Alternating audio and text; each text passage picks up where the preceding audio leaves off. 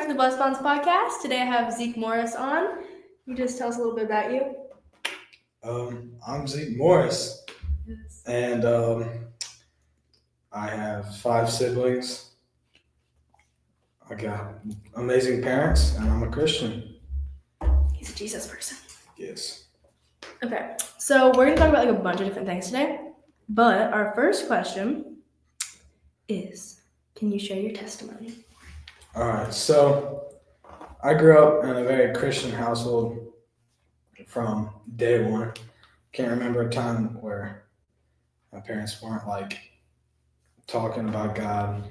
I've grown up in a very Christian household, but I never really I went to VBS, I went to Sunday school, I went to church, but I didn't really actually listen. I just goofed off with my friends until about 12 years old, I think it was. We moved here that summer, I think it was. And my friend Jacob Miller talked to me about getting baptized and being saved. That was the first time I actually took it seriously and listened. And then our teacher, the Sunday school teacher, Miss Lala, took me down to my parents and we talked about it. And that's when I started praying about it. I actually got into my word. It was around 11 to 12 years old. And that was the first time I actually took it seriously. And then a couple weeks went by, I had the pastor come to my house and he talked to me about what it's like to be saved, just like what I need to know before I get baptized. So I went through all that. I got baptized. It was around my birthday too. And it's probably one of the best birthday gifts I ever got. For sure. But then I took it really seriously for a long time. And then around junior high, kind of started going downhill. Not too bad. I wasn't like cussing or going out with my friends I wasn't like that far down.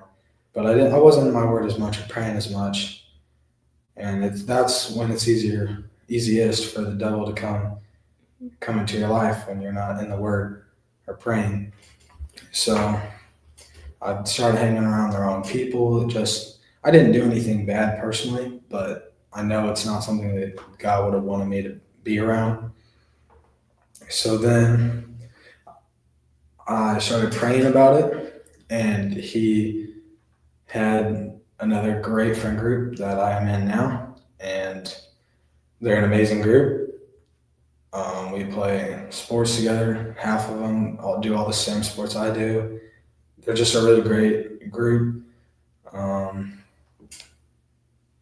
That's my testimony. Yeah, I think it's kind of cool because how old was I when I met you? How old was I? Was that 20? I think we met in 2021, but we didn't actually know each other until 2022. Yeah. Or was it 2023? I think it was 2022 because we knew of each other from swim, but I didn't actually know your family till a year later. Yeah, and I feel like it was kind of cool because I had saw you, I met you, and I was like, oh, I know that he knows God because you just have that presence, when you can see God through people, your fruits of the Spirit. And so I was just like, oh, I know that he is a believer. And so I think it's definitely cool. I talk about friendships a lot and how the people that you hang out with, they affect you. And I think that it's cool to have godly Christian friends. Because I look up to you if I need something, or if I need prayer or something. I would text you and be like, hey, I need this, I need that, and I know that you would be there for me. We might not be besties forever, but I would text you and be like, hey, I need this, I need this. For sure, you need to surround your people, or surround you with the right people. Absolutely, because they rub off on you. For sure. Iron sharpens iron. So and there's another Bible verse that talks about good character gets corrupt with evil or something like that, and people will rub off on you, and they will. For sure. Because I've had friends like that where it's oh, they might be good to you, but they're not good for you, and that can be a hard place to be. I've been in that spot. Okay. I agree. Okay, we have another question. Okay, so I want you to talk about your shirt business and what you're working on, where you were at, why you're doing it, all kinds of different things. So I just recently started a business. It's called Crowned in Christ. My mom had a business before, and she made shirts, like designs and stuff. And I thought it was pretty cool. It's pretty easy. We already have all the stuff to make it and to design it already there. So I thought I wanted to make a business because I need and want money, obviously. But I was like, instead of money, what if I can also spread the word at the same time, make it into this thing that I can go out to the world and spread the word. So first thing I thought of was Christian shirts, Bible verses, something cool on the back that like affirmation or something. So I was like, that's where it's at. My mom already knows how to do it. We already have the stuff. Pretty easy. I can go spread the gospel. So I just started that. I started designing. I got some prints in the other day, and we've been starting to make some shirts. And it's just something I really wanted to do for a while. I've talked about it for years, but I decided to quit talking about it and actually do it. So I'm spreading the word, and it's a pretty cool thing.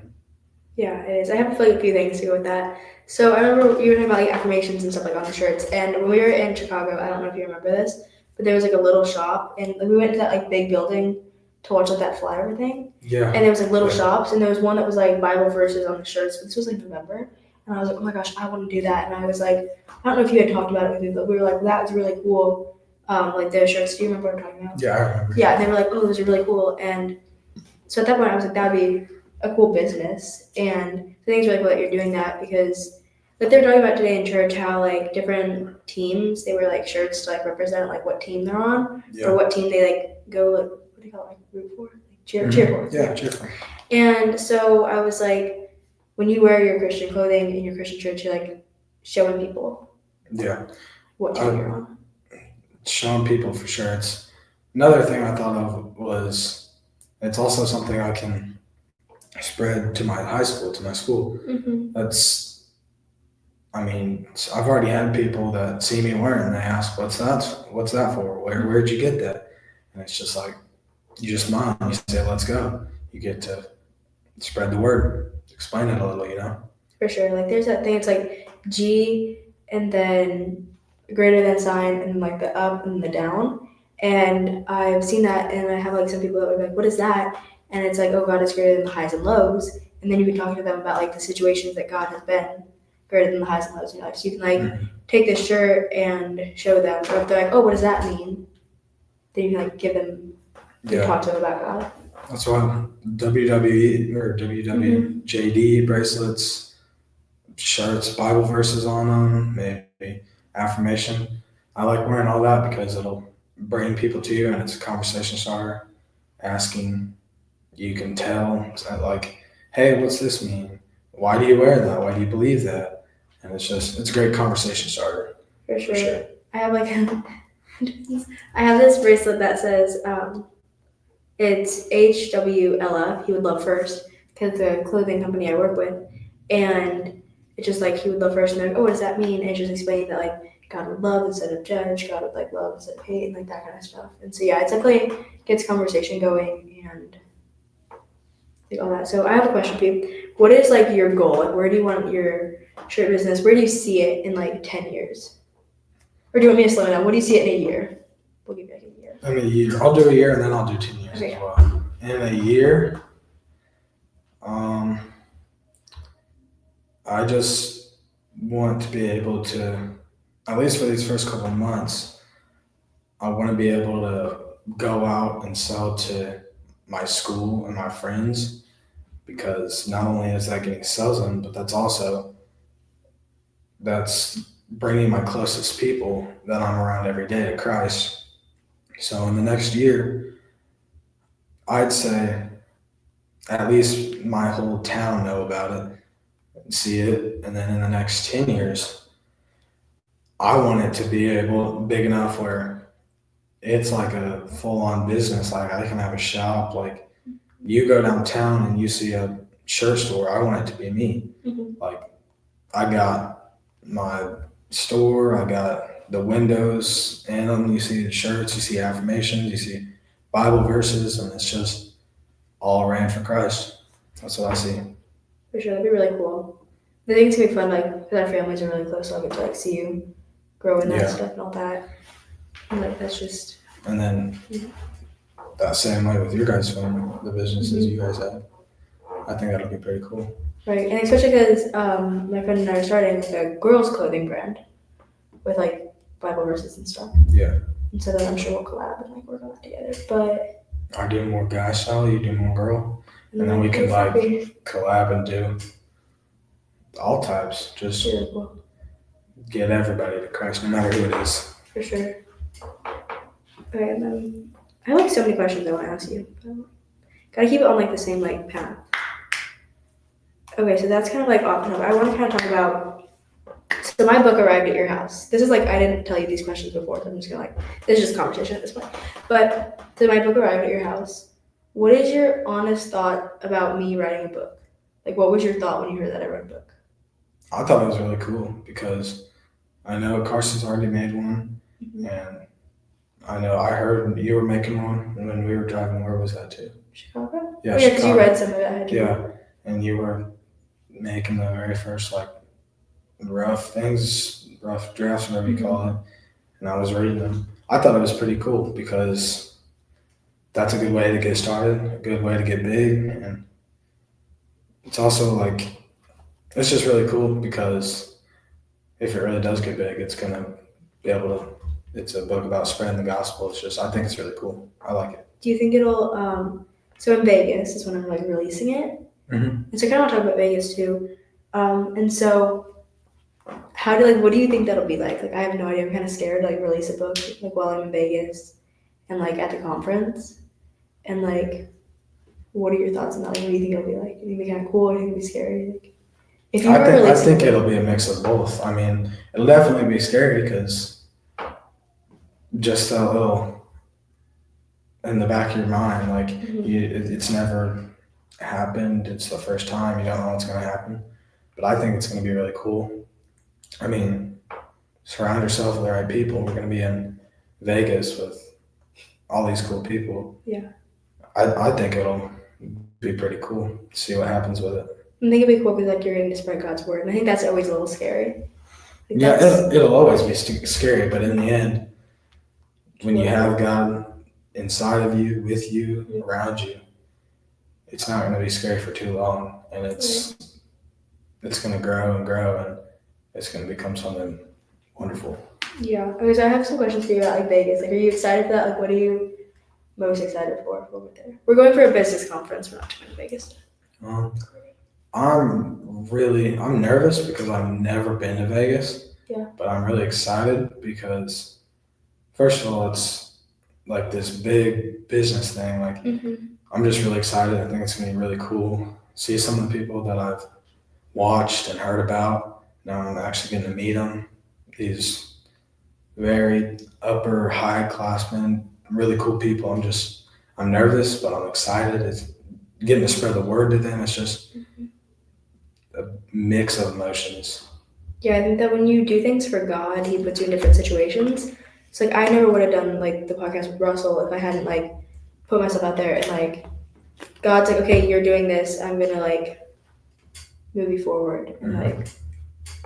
Exactly, and He has a plan too.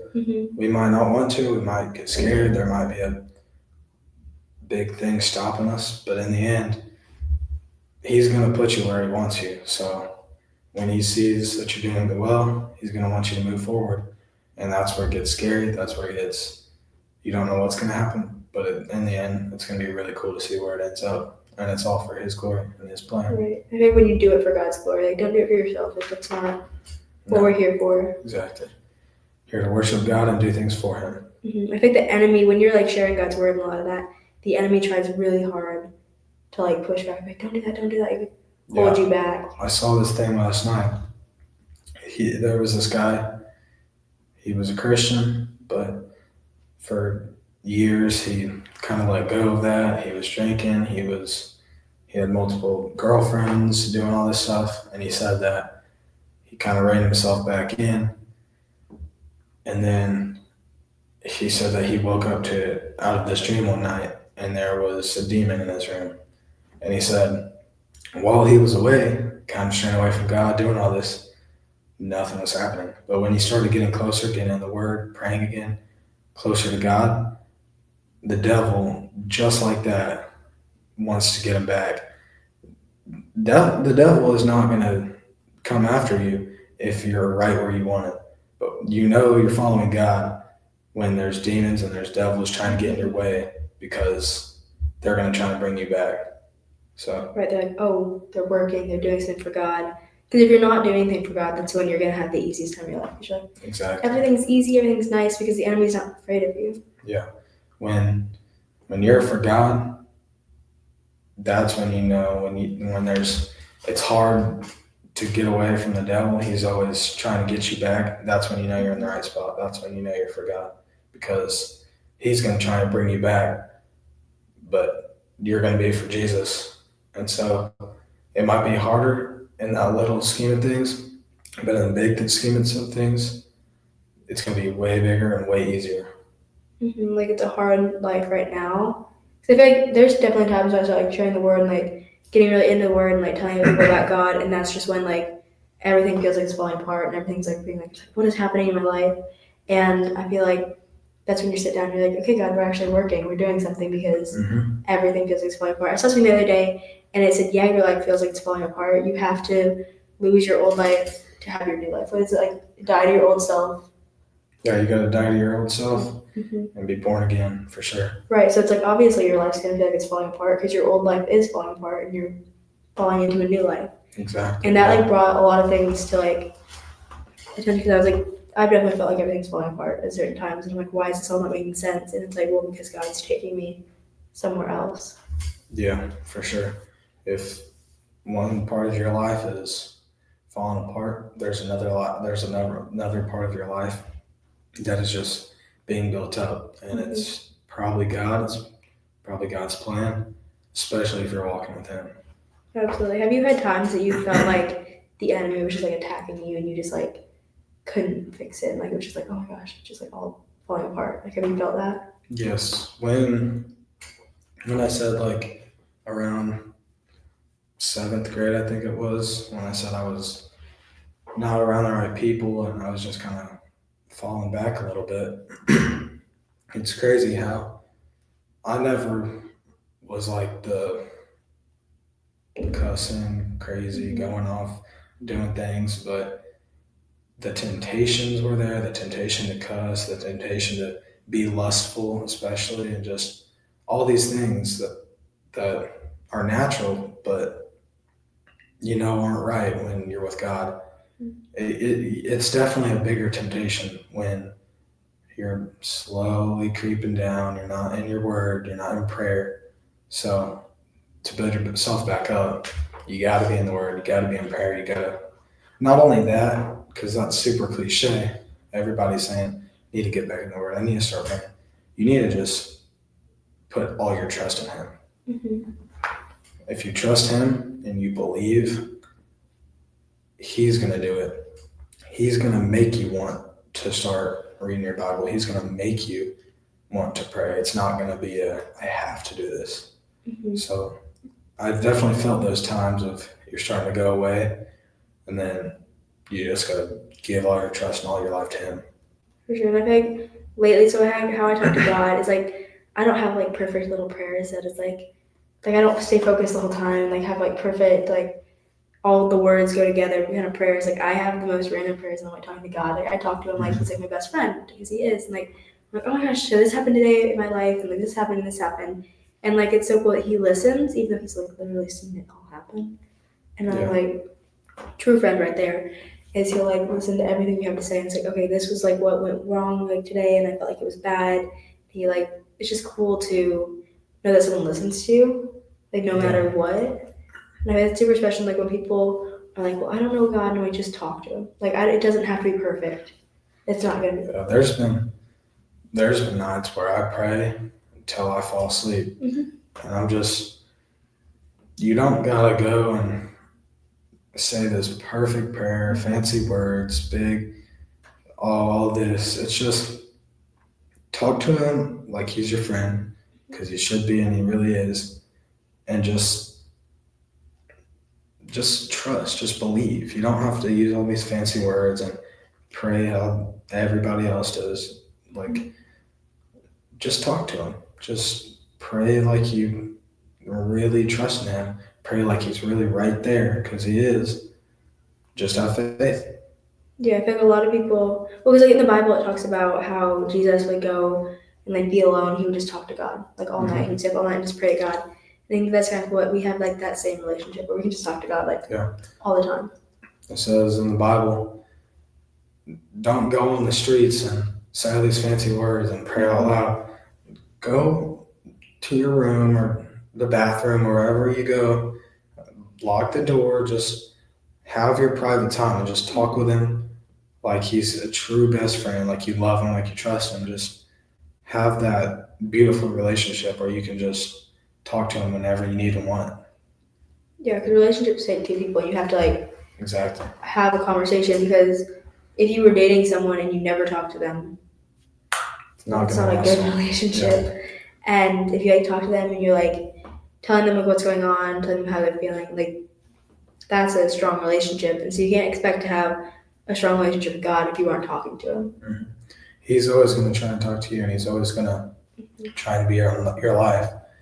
But it's whether you're going to take that jump and take that like step of, are you going to trust him back, have faith in him back, and talk to him back. It's our choice for sure. And he gives us the choice. He gives us the free will. We don't have to trust in him, but that's not going to lead anywhere in life. We're going to end up separation from him. So just talk to him, just have faith in him, and just love him, just like he does back to you. I've heard people be like, well, he hasn't been there for me, or he hasn't done like this for me and this for me. I'm like, he literally died for you. Like, I don't know what else you want him to do. He died for you so that you could be with him forever. There's nothing else he can do. Like, he did exactly like what the top was. Like, exactly. He did the most he could, and it's all we need. Like we did not deserve that. We did not. If, like everybody says, the world isn't fair. He wasn't there for me when my mom died, or when my parents got divorced, or all these serious problems. But you also got to think, like, if life was fair, we'd all be hanging on our own cross. Like, exactly. It's way beyond fair that, like, we can't even imagine. He did all of it. Just literally, like, there's nothing else he can do. He did all of it. We would be dead, all of us, if it wasn't for him. So for sure, we all deserve that. Yeah, I've never liked to be that type of person that, like, why did God do this? Why did God do that? Don't blame him for that kind of stuff. That's sin. That was not God. I mean, God is beautiful. It's just, I can't even believe that he really died on the cross for all of us so that we could all be here today and just wake up another day and live. Like, and he didn't want to do that, but he knew that he loved us enough to do that, and that's like so cool that he did that. Yeah, that's the best love you could ever have right there. And that's why we need to have faith in him and take that love in and accept it, because that's the best friend you'll ever have right there. Best love you'll ever have. Yeah, I think people talk about like true love all the time. Like that's true love. Yeah, like exactly. It's not like kissing and making out. That's not love. No, God made love and true love on earth. He made that for our pleasure, but there's nothing like his true love. Like our human love can't get anywhere close to the love that God has for us. Yeah, he gives us those relationships where we can love and truly feel love on earth. But this love is just a little glimpse of, it's just, I get overwhelmed with like the love that we have for him. And when we get to heaven, the worship and the love we're going to have, it's just, I'm so excited. I know, it's just here, it's just a small little glimpse of what it's going to be like there. So it's crazy. It's really exciting. Like, I love like singing worship songs, and like when you're in your Bible or just talking to God, you just feel this like immense peace He wants love, especially like after a hard day, and you're just like, I know you're there, God. And he's like, Yeah, worship, I feel like, at least for me, worship is the closest thing I can get to heaven. I love it. yeah, Worshiping and prayer, those are my Mhm. two. Just makes you feel like you're in heaven. And even that incredible feeling is just a small little bit of what's on earth. So that's going to be really exciting that day when we get to see Jesus. Yeah, so I have a question for you. So when someone's like, oh, this happened, so maybe someone's like, my parents are divorced, like, why did God do that to me? Or my like best friend died, why did like God do that to me? And if someone like asked you that, what would you say to them? Well, I would say it's not God that made divorce or made death. God did not make that happen. That is sin from the devil, and it's sin from our human choice from the very beginning. But there is a loving God who, no matter if parents are divorced or if there's a death or whatever you can think of that's horrible, Mhm. no matter if that happens or not, Jesus is still there. So like, it's just, I would say to trust in him and don't blame him Mhm. and just pray to him. Like, if you really feel that way, why don't you talk to the person that you feel that way to? Mhm. Like, if I'm having a problem with somebody, I'm probably going to go respectfully talk to them about it. So if you feel like God has done something to you that's wrong or made something happen to a family member that's wrong, why don't you just, I would say, sit in your room, close your door, and just privately pray respectfully to him about it. Don't blame and I'm mad at you for this. Why'd you do this? But just ask him to give you wisdom to understand why it happened. For sure. Like he understands what you're going through. And it was crazy because the other day I have like this friendship and they like lied to me and they did all this stuff and I was praying to God and I was like talking to Jesus and I was like, why, like, why did they do this? I was like, you don't understand what I'm feeling, like all this. And I was like, and I just felt like this, like I was like talking out loud and I said, I was like, well, Jesus, your best friend didn't betray you. And then I kind of like sat there and I was like, your best friend did betray you. Because Peter was with Peter. Mm-hmm. And I was like, wait, you do understand what I'm going through. Yeah. And you do understand these feelings. And it was just like, he just humbled me. When he was crucified, that was the most people pushing him away that you can ever feel. Yeah. I mean, there was people that lied to his face saying that they didn't know Exactly. and were yelling, crucify him. I mean, that is the most pure, cold-hearted rejection you can get. So he really, truly understands more than we can imagine. Right. It was just like a weird feeling because I was like talking to him and I was probably being a little rude, but I was like, this is like doesn't make sense. You don't understand. And I was like, wait, you do understand. Like Yeah, you for came sure. to Earth to be human, so you could understand us. Mm-hmm. Exactly. Like that didn't. He didn't probably don't want to be human. Like nobody. It's rough being human, but he chose that. And he knows everything. He never sinned, but he felt tempted. Mm-hmm. He felt pain. He understands us as humans. But that's just the cool thing. Like, he really does truly understand because he came on this earth and lived a life like, well, not like us because he was perfect and he didn't sin, but fairly close to us. And Yeah. so he understands all the things, all the natural things of a human, but he also knows that we can overcome it. And he will never put you through too much. Mm-hmm. Like, he understands our not good desires or all these things. He understands them.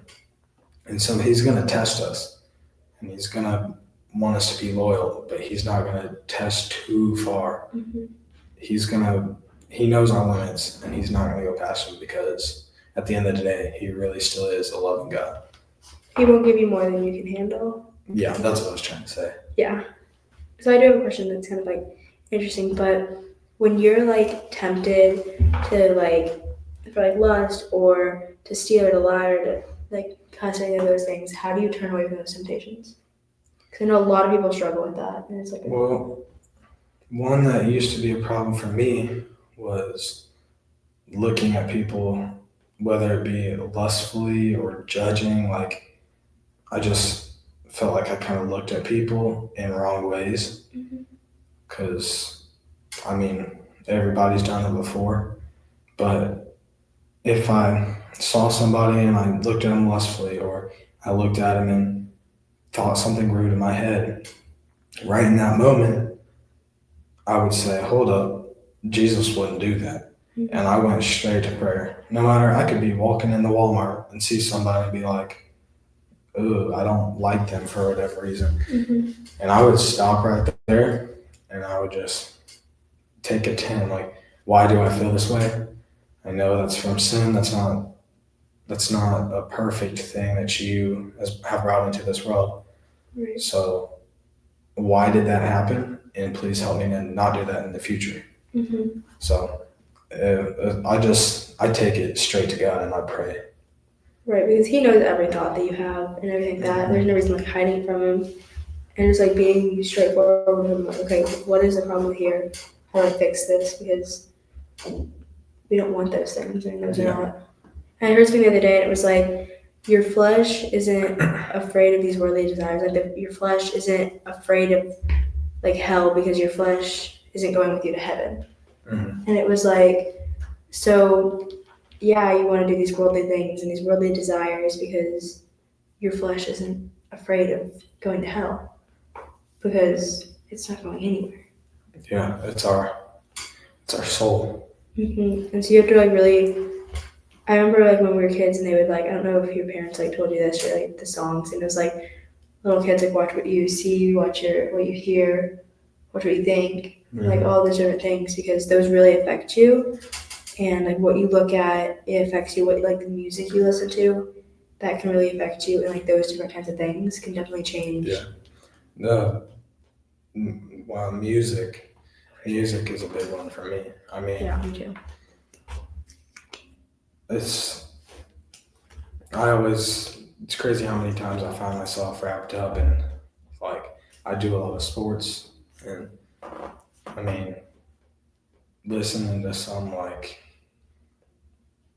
easy and nice flowing song, that's not going to get me hyped up for a game, you know? I find myself listening to not very good music just to hype me up. And so that's one that I've had a big struggle with lately, is secular music. And I know it's not right, but I keep telling myself, like, I'm not going to do these things. I'm not going to say these things. It's just to hype me up and put me up before a game. So I've recently tried to stop listening to that music, and I've taken it to prayer, and I've started trying to get more in the Word and just looking for where it talks about worldly desires like that, because that's one that's gotten me lately, and I'm trying to go away from it, because in the end, it's not going to help me or take me anywhere in life. For sure, that's not going to bring you to heaven. That's not going to bring you closer to God.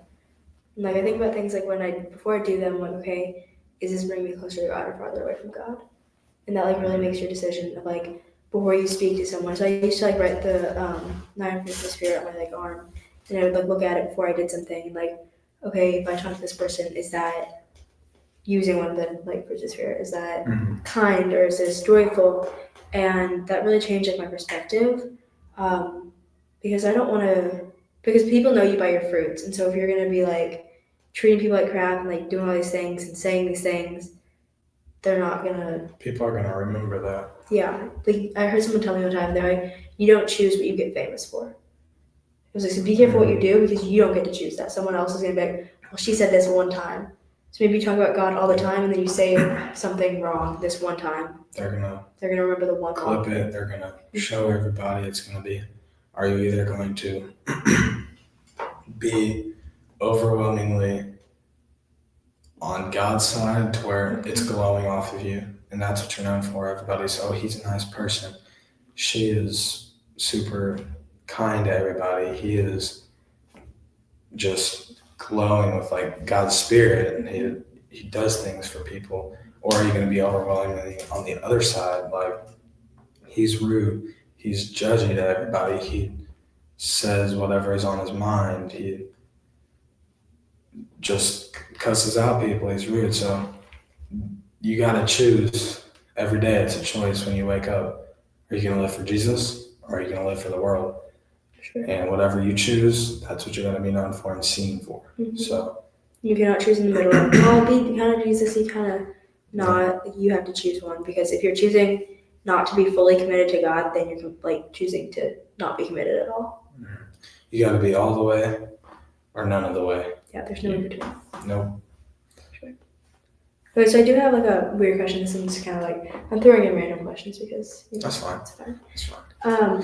So I feel like our families talk about like relationships a lot, because like marriage and like all of that is super important. And as like high schoolers, I feel like a lot of people are like in relationships and like throwing everybody in relationships. And how do you keep God at the center of like, before you, like you're talking to someone or something like that, like how do you choose to glorify God in that relationship and choose like what relationships not to be in? Well, so in the Bible, it says be equally yoked. You don't want to be one a Christian, one not, one believing, one not.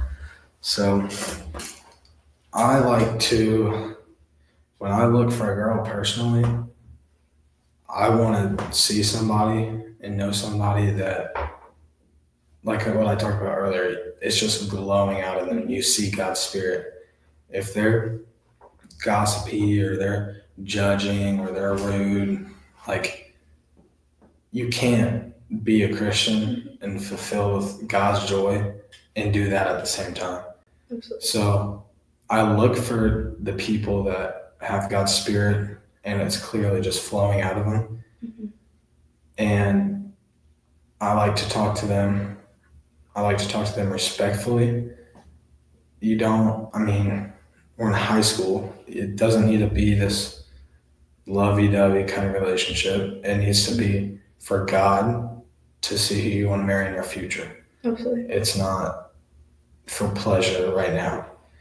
So, and then also like how I talked about earlier, if you find somebody and they're all judgy, they gossip, all this stuff, you don't just completely go away from them and say, I don't want to date them, they're rude, because then you're judging and you're doing the same thing back. You pray for them and you look out for them, you're there for them, and maybe one day they will turn to God, and then maybe that relationship will work out. So you got to look for the right people, and you got to pray for the people that aren't the right ones, because if you're judging them or if you're pushing them away, you're doing the same thing they're doing. Yeah, and I feel like I said something the other day, and it was like, you talk to date, you date to marry, you marry to glorify God. And that's like the line, that's the steps that you need to do. And if you mess any of those up, then it's going to mess up the whole thing. And it's like, you're not talking to date and then dating to date. Wrong. You're dating to marry. And then you're not marrying to do inappropriate things. You're marrying to glorify God. Mm-hmm. And it's like, okay, you do these things in that order, and the like outcome is to glorify God. And I think what you said, about I've been caught up in the thing where you're like, oh, that person isn't godly. Okay, I'm just not going to talk to them. Like all this stuff. It's like, no, that's not how God would want me to treat them. And I feel like every like friendship, relationship, anything like that, it's a learning experience. And sure, they teach you like, okay, so maybe you messed up. Like I've definitely messed up some like friendships, some relationships, stuff like that. It's like, okay, I know how not to treat somebody. And like going back and apologizing, like, I'm sorry. That wasn't how I should have treated you, because we need to be forgiving, we need to be kind and loving. And it was like, sometimes I find myself where I'm not, and I'm like, wait, that's not how God would want me to treat that person. Like go back and apologize. And like that's like what we were just talking about earlier of you don't choose what you're famous for. Mm-hmm. If somebody does something wrong and you don't forgive them, or you're salty or rude back, that's what they're going to remember. Right. So you always want to be forgiving and kind and not judging. Pray for them, because that's what's in the long run. That's what's going to lead them to Jesus, and that's what's going to grow you closer to Jesus. For sure. So, yeah. Yeah. Okay. So I'm gonna go back to our list of questions. Okay. So I talk a lot about how like when I dove into the ocean, I hit my head, and I was like diving into the ocean, I hit my head, and I remember. So I came back to the house, and so we were in South Carolina. Our families are really close, and so we go on like trips together. And I remember going back to the house, like sitting down. Your dad came in. It was like in that living room area. Like I was like on the couch, like the TV. Yeah. And your dad came in. He sat down. He's like, "Who's gonna talk to you?" I was like, "What's up?" And he's like, "You know, you could feel it's like an inch difference. You could have either like broke your neck and been paralyzed for the rest of your life, or you could have broke your neck and died." And he was like, "Just an inch would have made that difference because there could have been rocks under there. Like thankfully it was sand, but the sand was still hard enough that it could have like messed some things up." Shallow. Yeah. And so I was just gonna ask you. This is like kind of funny. If you don't remember anything, it's fine. But like, what do you remember from when I like dove in and hit my head? Like, what is like your memory from that? Well, I remember we were fishing on the beach, and there was that like really shallow, and then it dropped off really steep, Mm-hmm. and we were all like diving into it while me and Dad and everybody were fishing. Mm-hmm. And then we started jumping in it too, and it was pretty fun. And then you guys did that video where you were going one by one, like jumping in, and then you dove like in the shallow end, Mm-hmm. and you came up and you didn't even know what happened, and then there was just like blood running down your face. And at first, everybody was laughing. I thought it was kind of funny, and then I realized like there's a big, huge like scrape, and it's like right in between your eyes. You could have messed up your head, your eyes, or something. And then when I heard that, I was like, Crap. that was scary. There's just blood coming down my face. It was funny in the moment, but then after the realization, it's like, whoa, that was really close. Yeah, and I remember because I was like, oh, the boys dove, I can do this. No. And like when I dove, I just remember I hit it, and I came up, and I looked at Maddie, and she was like laughing because it was like super funny. We're making a video, it was cute, and I was like, my head hurts. I hit my head, and she like looked at me, and I like she like touched me, and she took her hand away. There was like blood on her hand. Yeah, it was like, and you were in the water, so it was like just pouring down. Yeah, and I was like, what is that? And she was like, your head's bleeding. And I was like, what? And I remember I turned to like you and Maddox, and Maddox was like, get out of the water, your head's bleeding. And I was like, what? Yeah. And it was a scary moment because I was like, I'm not gonna cry. And then my mom was trying to give me her like my dad's shirt or something, and I was like, I don't want to get it like dirty. And they were like, no, Rose, your head is like, there's blood coming down your face. And it was like, it was definitely a God moment because it made me realize I was like, God could have taken me at that moment. But he chose not to because he wasn't finished with his plan with you yet. Exactly, and that was like, there's been so many times I've almost gotten hurt or died or done something stupid, but it's just that realization that God's not done with you yet. mm-hmm. You still got more people to meet, more places to go, more people, places to spread the word. It's just he's got a plan and he's not done with you yet. Right, and if I take those situations, you're like, okay, so there's a reason I'm still alive here today. Mm-hmm. I'm still, and it like breaks my heart for people who take their lives. Because like, God's not done with you yet. Especially right now, it's winter and that, like the depression in different seasons. That's a real thing. It's for sure. It's not summer, sunshine. It's dark and rainy, snowy, cloudy. It's like there's those times of the year where more than the amount of normal people are depressed, they're sad. But those are the real times where in those dark moments, you got to trust God and know that he's still got a plan. Otherwise, you wouldn't be waking up every day still. Exactly. Every day you wake up, you remember, okay, I have a purpose here. Exactly. That's why every night I lay down, I thank God for the day he's given me. And I pray that if it's his will, I can live another day tomorrow. And then I wake up.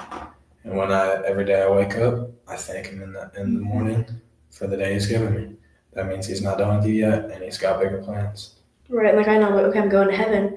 So right now I'm just sharing God's like word and like all that.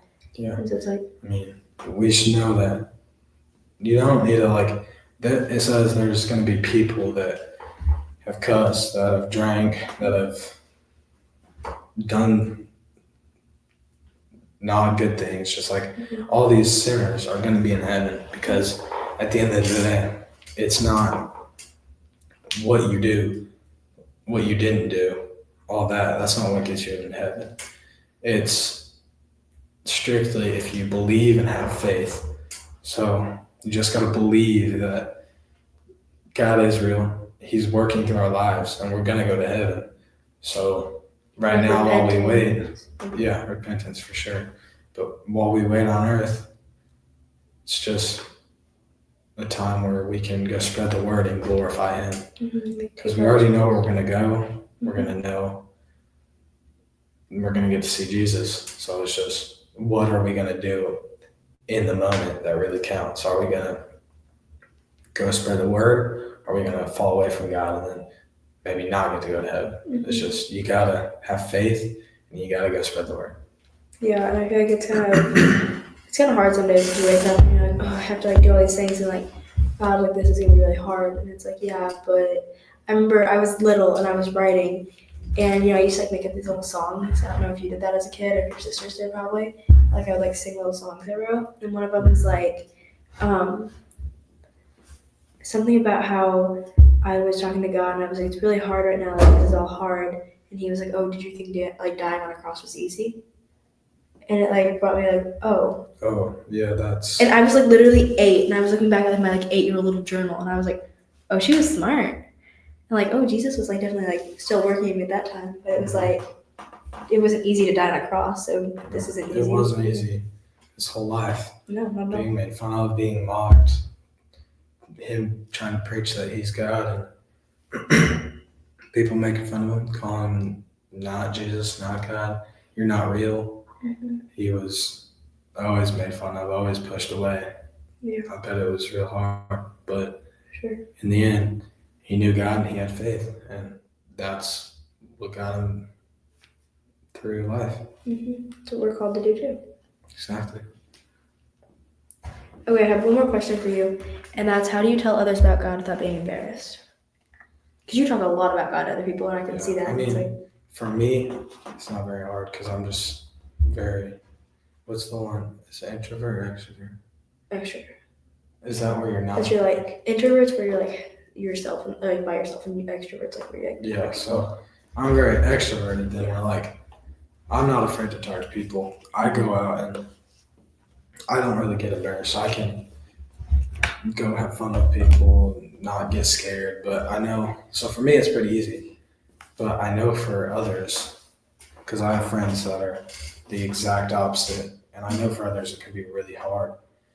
So I'd say for those people that struggle and want to have a solution, want to be able to talk to people, I would say it really just goes back to praying. Like, first off, the more you get comfortable with talking to God, the more you're going to get comfortable with talking to other people about God. For sure. And secondly, if you're just praying for Him to be in your life, you're going to, no matter who you are, if you're socially awkward, if you're outgoing, if you're not scared, if you are scared, if you have God's fruits of the spirits, they're going to glow out, and you're just going to be overwhelmed with all this joy. And so it's going to be really easy to go out and talk to people. And I know I talk about my faith a lot, but when I first, like the first people that I talked to, it wasn't easy. I was scared. I remember I had one of my really good friends. We were in 7th grade. It was PE, and we were just walking on the track.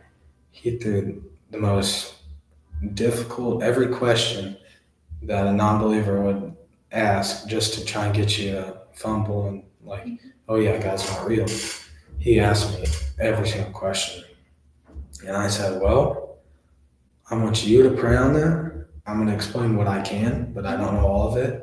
It's okay to admit you don't know all of it. Absolutely. Nobody does. No. But that's where you're going to have to say, you're going to have to admit that first. For sure. And don't try to pretend you don't know. Yeah, don't try and make it sound fancy, make it sound like you know. Just admit it. Be truthful what you don't know. Explain respectfully what you don't know. and then pray for them, pray with them, and ask if they would want to pray.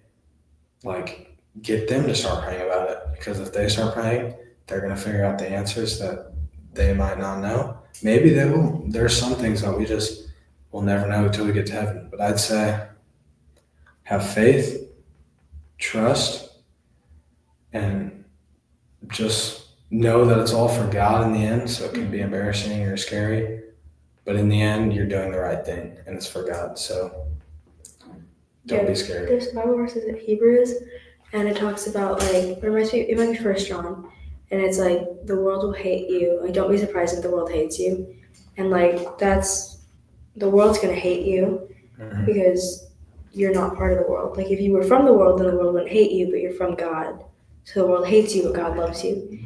And so it's just like it's a society full of sinners judging each other for sinning differently. That's something I just posted on my story the other day. Yeah.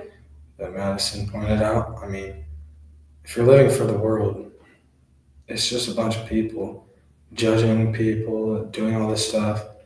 Like, it's not what God calls us to do. So in the end, you're gonna be different, and it's gonna be scary, but it's for the right reasons, and it's for God. So absolutely. That's all the questions I have. Do you have anything else you want to add or talk about? Or not that I can think of. I just always do another episode. Yeah. Just last thing I'll say is just no matter what happens in life, just have faith. You might be really confused, you might be mad, you might be scared. Whatever emotion you're feeling right now, you might not get it. But in the long run, have faith, trust in Him, and He's going to work through you. You'll understand it one day. I'm excited to go to heaven, like know everything. Like, oh wait, this all fell in place. Yeah, it'll be cool when we get there. So you just gotta trust right now, for sure. Yeah. Thank you all for listening, and I hope everyone has a good day or evening, whatever time it is that you're listening. And thank you. Bye.